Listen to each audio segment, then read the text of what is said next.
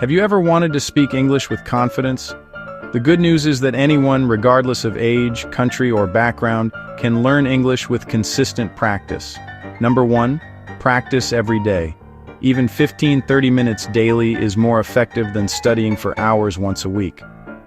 Number 2, listen to English often through YouTube, movies, podcasts, or music to improve your understanding.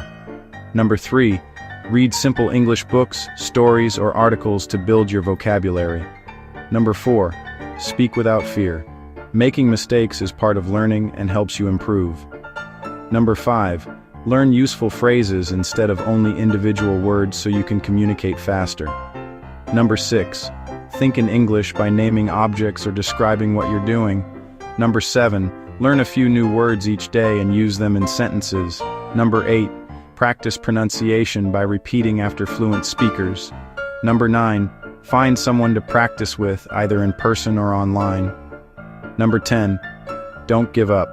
Consistent practice over time leads to real progress. Millions of people have learned English as a second language, and you can too. Stay consistent, keep practicing, and you'll improve. If you enjoyed this video, like, subscribe, and share it with someone learning English. Thanks for watching, and see you in the next video.